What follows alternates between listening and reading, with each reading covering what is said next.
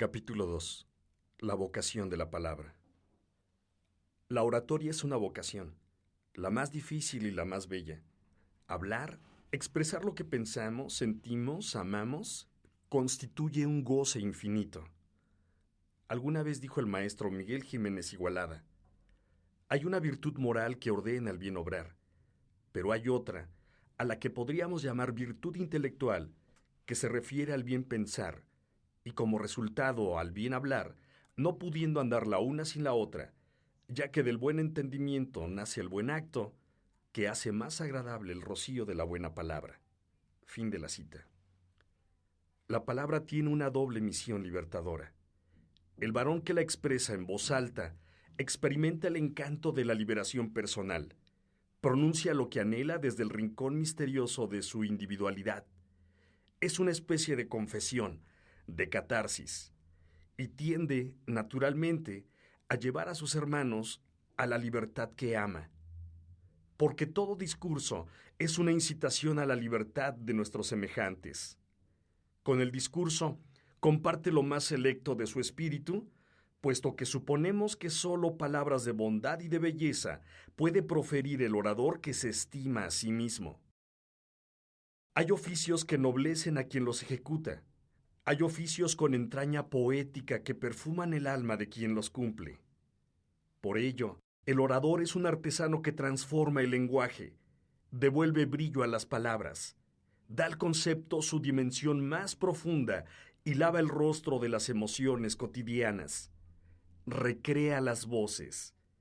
Y es que cada voz tiene su cuerpo, su estatura, su color, su aroma. Y es tarea del orador no solo respetar la calidad de los términos, sino agrandar su horizonte. Penetrar como el minero al corazón de la veta y extraer de cada palabra el oro y la plata de su original riqueza. Se ha dicho que algunas palabras, como las monedas, han extraviado su cuño, su limpieza, y que difícilmente son reconocidas. Pero el orador reivindica la alcurnia de la voz, y las palabras se funden en sus manos para renacer con su prestigio literal, pero mayormente dispuestas a embellecer lo que expresan. Es cierto, hablamos de un orador que no es capaz de traicionar su vocación humana. Platón puso en labios de Sócrates un agrio comentario en contra de Protágoras, cuando les reclama a los sofistas el artificio de probar que lo negro es blanco y lo blanco es negro. No, no es esto la oratoria. Aunque Aristófanes en su obra Las nubes envía al personaje a estudiar el arte de la palabra para salvarse de los acreedores y evadirse así de la justicia. El orador no es, tampoco, el habilidoso presdigitador de la verdad al servicio de un amo, listo para elogiar y ponderar a quien sirve. El orador, admitimos, es hombre íntegro, cabal, honorable, un caballero, tomado este concepto con su fondo de dignidad, incapaz de mentir, de adular y de descender a bajas necesidades. Apunta el mismo maestro Jiménez Igualada en su conferencia titulada De Oratoria. El hombre de hoy, moralmente preparado, debe vigilarse a sí mismo para detener su mano cuando vaya a descargar el golpe contra su prójimo, y el que no se frena dejando rienda suelta a su instinto animal es porque continúa pegado a la animalidad de sus antiquísimos abuelos.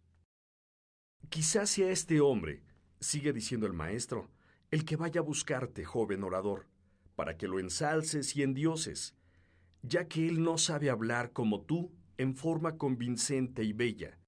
Quizá te ofrezca soldada para que tu elegante oratoria la pongas a sus pies. Quizá considere que estás bien pagado con que te vea y cuente entre los que componen el cortejo de sus servidores. Pero si lo aceptares, tus hermosos sueños de orador, capaz de alcanzar las altas cimas de la hombría y de la belleza, quedarían reducidos a pobres oraciones pronunciadas desde un balcón cualquiera y dirigidas a gentes aborregadas por el predador que a ti te paga. Fin de la cita. Y es verdad, este es el destino, la dura suerte de muchos jóvenes oradores que vendieron su primogenitura por auténticas migajas. Y sin embargo, como ya hemos señalado, la oratoria es fuente de las más bellas y profundas emociones de alegría y de regocijo. Goethe cinceló esta frase: nadie cruza el bosque y sale de la misma manera. Quiso decir que el hombre vive en metamorfosis permanente y que, aunque en cada aventura deja fragmentos de su ser, también gana, con la experiencia, un mundo maravilloso, totalmente desconocido para él en cuanto está pleno de oportunidades. La oratoria no es capricho ni aditamento cultural, responde a un imperativo vocacional. Es, en cierto modo, el punto de arribo de la personalidad. Concreta diversas facultades del ser humano y ofrece una imagen de lo que el hombre es o puede llegar a ser si se lo propone. Quien ya ascendió a la tribuna y conjugó el verbo frente a una multitud, quien sintió sobre sí los 1000 ojos del monstruo que está enfrente según bella expresión de D'Annunzio, ojos atentos, inquisitivos, amenazadores, este varón no podrá ya escapar en el futuro al canto de las tribunas. Antes de romper el silencio, se sentirá morir de incertidumbre, paseará con los nervios encabritados, la imaginación en ascuas, el corazón en llamas. Pero luego, cuando ya esté situado en la órbita del verbo, respirará optimista, frutal, liberado, sintiendo que trae un mundo sobre sus hombros, un universo en la punta de la lengua que va a mostrar gloriosamente a los oyentes. La tribuna embruja. El hombre en la tribuna brota del capullo habitual, es otro. No solo crece en estatura física a las miradas que lo vigilan, sino que, intelectual, anímicamente, se cumple en su pecho una ambivalencia cabal. Envejece y rejuvenece al par. Envejece en sabiduría, en experiencia. Son 100 vidas más las que lo acompañan, pero también rejuvenece en cuanto le aparecen bríos, ímpetus, energía, entusiasmo, la alegría de vivir, que son las características de todo joven. Hay un fenómeno superior. El orador está traduciendo y expresando lo que cada miembro del público piensa y siente, solo que no se ha atrevido a gritar frente a los demás. El orador goza la mayoría de edad de su hombría, el verano de su genio creador, la primavera de su jerarquía de hombre de bien. Tal vez por ello, orar tiene dos acepciones que se complementan. Ora quien se comunica con sus dioses, establece el lazo con el más allá, dialoga con el infinito. Y también ora el que habla a sus hermanos, los hombres, se entiende con ellos, los representa en el debate contra el destino y sus limitaciones. La oratoria es una variante del heroísmo. Plantado a la mitad del ágora, el orador habla por los demás, se opone a la explotación y a la esclavitud, aboga por las causas nobles, ofrece el pecho a los victimarios, levanta la cabeza para que le toque la primera piedra lanzada por los violentos. El orador aceptó, desde el prólogo de su vocación, esta inmolación, el ejercicio de un sacrificio permanente que implica su filiación con la moral. No hablamos de una moral con normas. Nos referimos a la moral individual, que no sea parte de la sentencia de Calderón de la Barca. El honor es la sombra de la propia estimación. Y esto es lo que el orador reclama: despertar la conciencia de cada uno de sus prójimos para que predomine la estimación personal. El respeto recíproco será la consecuencia de la conducta de cada unidad de valor humano. Largo tiempo se profesó el cumplimiento de la palabra de honor como distintivo de la jerarquía humana. El orador sabe que cada una de sus palabras, tácitamente, es una palabra de honor que hay que cumplir celosamente. Al fin, el hombre es su palabra. Y el orador es más hombre en la medida en que acepta su compromiso humano con mayor heroísmo. El orador que se enajena golpea sus alas sobre los muros de una prisión. Por la palabra serán los hombres libres. Por la palabra ganarán los pueblos su libertad y el goce de la solidaridad que los salve. Podemos postular esta hipótesis de trabajo. Hay discursos horizontales y discursos verticales. El orador horizontal, hombre horizontal, es el que repta, se envilece, está atado a la ambición de poseer, de aumentar sus beneficios, de abarcar lo más que le sea posible. Vive en la superficie, desea mayor extensión y más espacio horizontal. El orador vertical parte de la tierra, ostenta sus raíces telúricas, asciende, gana en profundidad y en hondura. Su contenido está ligado a las entrañas de la vida. Sus palabras están emparentadas con minerales y vegetales, con raíces. Su elevación lo lleva hacia lo azul, hacia lo luminoso, hacia las estrellas. Este orador, hombre vertical, no se ha divorciado de la realidad, puesto que la realidad primigenia está en la tierra, pero, en cambio, perfecciona su camino de hombre y sube hacia regiones más limpias y más puras. Tal vez hubo época en que fuera indispensable recomendar, como lo hizo Bacon, poner plomo a los pies del cuerpo con alas. Solo que en esta época de triste maquinismo, de automatización, de robot sin redención, es imperativo retornar a las alas, quitar el plomo, impulsar mejor el vuelo.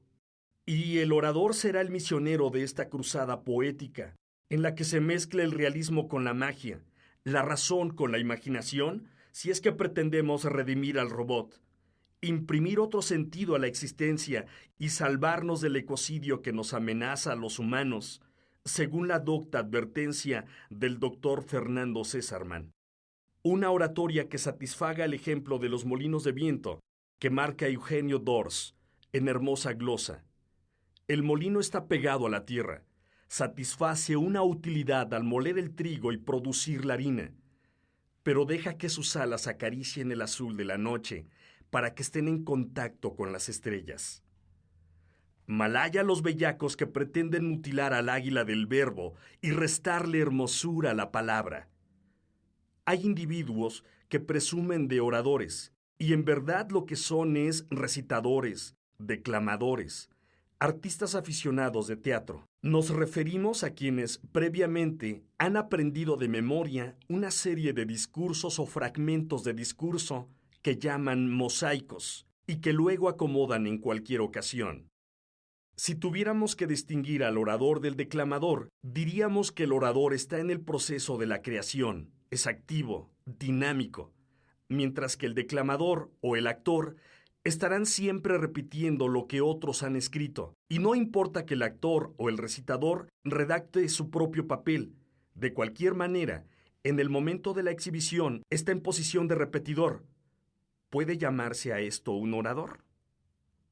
Randolph Leake, autor de un libro interesante, Oratoria, y director de los primeros concursos internacionales de oratoria, subraya la semejanza del orador con el actor, por lo que atañe a los recursos escénicos que usa el que habla en público, y que en algunos casos resultan inclusive exagerados.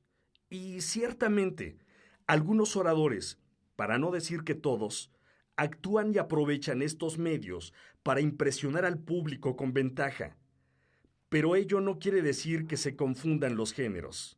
Por lo demás, conviene precisar este concepto. Un orador es tan actor como cualquier individuo lo es en la vida diaria. Cada quien actúa a su manera. Lo mismo que cada quien está usando de la oratoria en la conversación diaria. Obsérvese a quien discute, a quien platica, a quien trata de persuadir a su amigo o cliente, y se verá en pequeño la práctica de la oratoria con su variedad de recursos. Se cambia la voz, se provoca el énfasis, se mueven las manos y también se carga de emoción lo que se dice. El discurso nos apremia a vivir, es una forma de vida. Un discurso equivale a una conducta, cuando menos incita a ella, la provoca. De aquí el valor educativo que tiene la oratoria. Instruye deleitando, y positivamente cada orador es un maestro. Si aceptamos el distingo entre instruir y educar, tendremos que la oratoria satisface las dos atribuciones pedagógicas porque instruye cuando hace de la tribuna una cátedra en llamas y educa cuando coopera a modelar el carácter humano. El maestro Jiménez Igualada nos llama la atención a este respecto en su obra Los Caminos del Hombre. Nos dice, el lenguaje que se emplea en la conversación o en el discurso deben entenderlo todos los hombres, única manera de ser y de sentirse universal por haber comprometido y amado la universalidad. El que habla y el que escribe debe hacerlo con tal dulzura y con tal entereza como si su palabra, sin avergonzarse jamás de ella, hubiera de subir siglos arriba hacia la eternidad. Así hablaron y escribieron los mejores, los que se han perpetuado hasta nosotros. Los que no supieron crear humanidad murieron para siempre. Fin de la cita. El orador semejante es a Prometeo, diríamos metafóricamente, que ha robado el fuego a los dioses, ha dado el fuego a los mortales. Es el origen de la cultura y de la civilización. En el principio de la cultura está el verbo, y la cultura es un estilo de vida. No podríamos olvidar que el fuego elimina las sombras e ilumina los caminos del hombre, y esto es la función específica del discurso: brillar en la oscuridad, encender la lámpara para que los viandantes encuentren el sendero preciso y no corran el peligro de extraviarse. Prometeo se ufana en el drama esquiliano de haber salvado a los hombres del dolor y de la muerte, porque sembró en ellos la ciega esperanza. Esto es lo que realiza el orador: disipa las penas, nulifica las incertidumbres, supera las angustias y deja clavada en el pecho de los oyentes siempre una ciega esperanza. Todo orador es un utopista, un soñador. El orador es, también, un rebelde.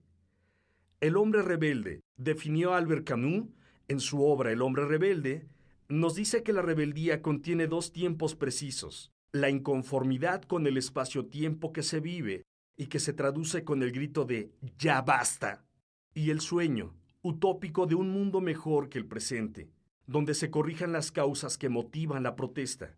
El orador, teóricamente, cuando menos, cumple esta obligación. Es el profeta que clama contra el mal y también el arquitecto que diseña la ciudad futura. No se habla por hablar, para satisfacer una vanidad. Se habla para comentar, analizar, criticar una situación dada. Y se habla a sí mismo para formular la visión lejana de lo que sería la vida ideal. Y conste que el orador no ordena, no coacciona, vaya, ni siquiera aconseja. Simple y llanamente expone su pensamiento para que sea cada hombre quien, en el interior de su conciencia, dictamine lo que juzgue conveniente y adopte las decisiones que le parezcan justas.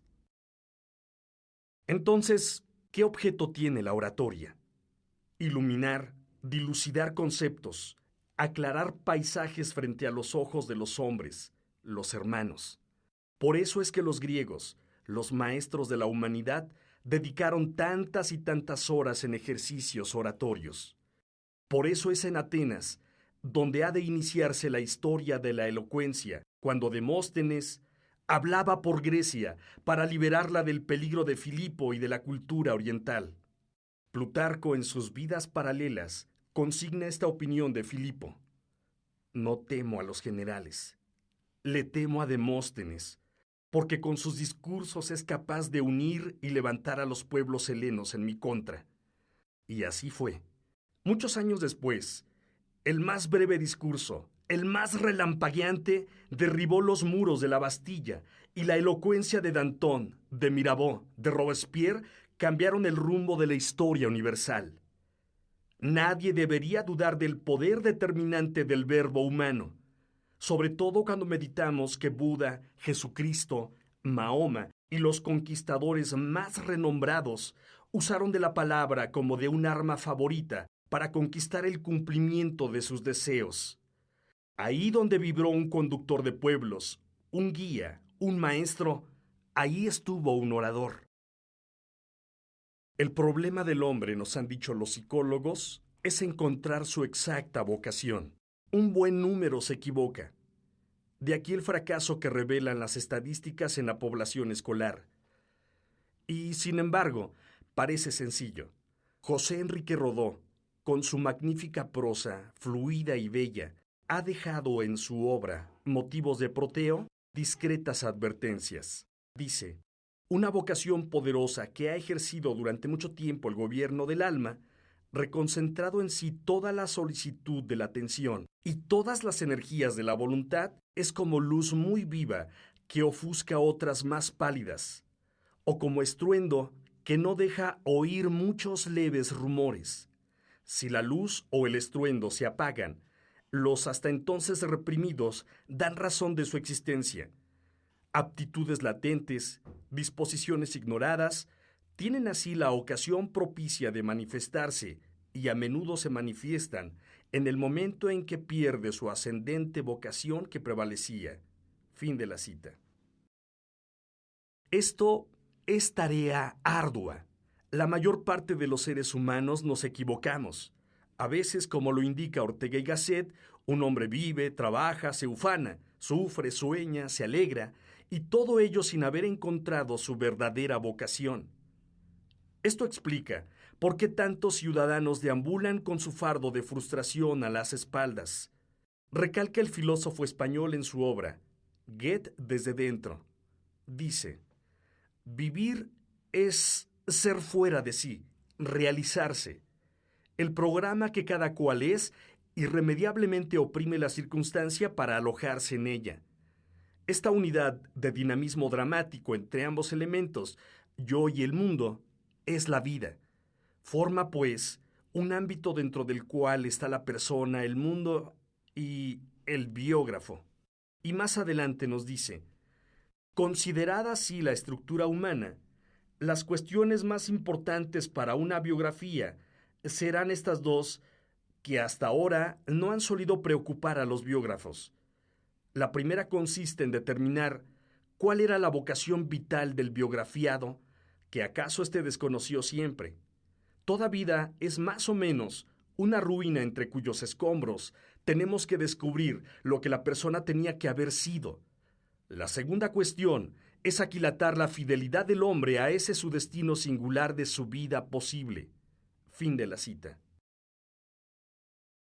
Y es cierto, quién más, quién menos, en alguna estación de su vida sentimos que no somos lo que hubiéramos deseado ser, que hemos traicionado en algún sitio, en algún tiempo, la vocación auténtica que existía en nuestra adolescencia o en nuestra juventud. El verso de Dante Gabriel Rossetti se vuelve una espina en la conciencia. Todo pudo haber sido, todo pudo ser. El rumbo de los días quizá hubiera diferido de haber hecho esto o aquello, y el sí condicional nos atormenta. Esto dura solo un instante. Frente a lo hecho, no caben sino nostalgias y la resignación valiente para proseguir adelante.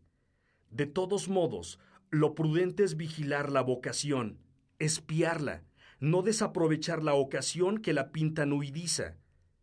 El orador, fiel a su vocación tan bella, ha de consagrarse con fervorosa pasión y no traicionarla. La oratoria es una vocación celosa, extremadamente celosa. Demanda dedicación total y lo grave es que cuando la abandonamos, inmediatamente se deja sentir en forma de reproche y aparecen terribles deficiencias. Algo así como si el pensamiento se enmoheciera, como si la lengua se tornase estropajosa y las palabras cayeran y rebotaran antes de salir con soltura, con diligencia, con elegancia. Cualquier expresión artística en cuanto al oficio reclama atención diaria, tenaz, impostergable.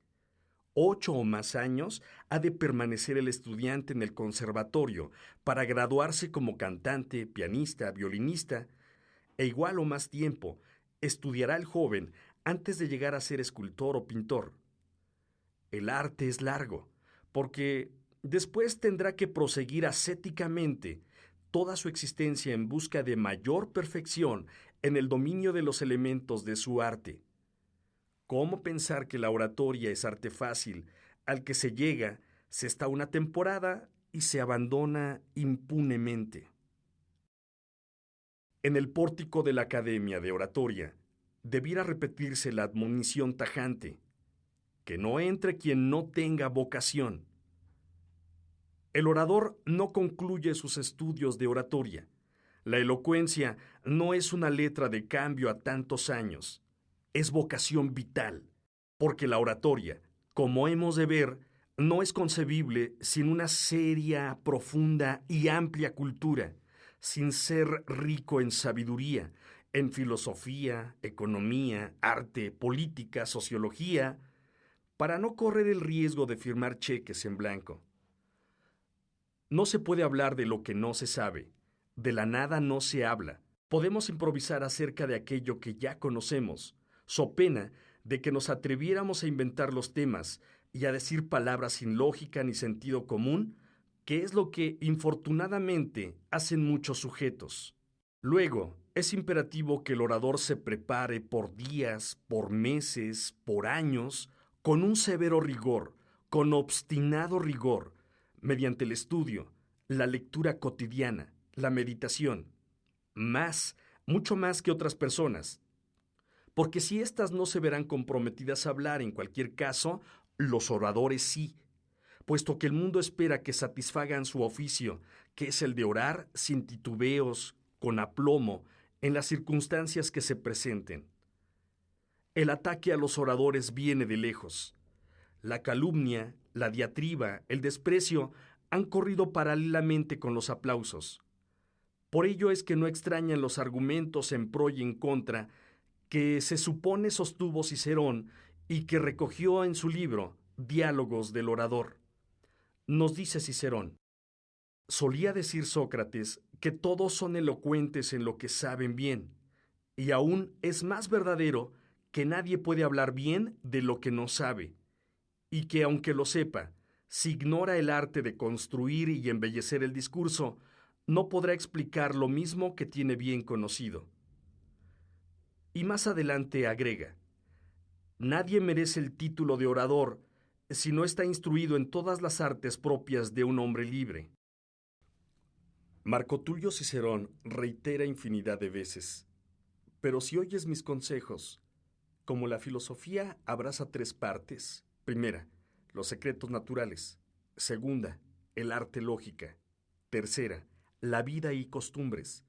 Dejemos las dos primeras en obsequio a nuestra pereza, pero retengamos la tercera, que fue siempre del dominio del orador, pues sin ella le quedará en que pueda mostrarse grande. Fin de la cita.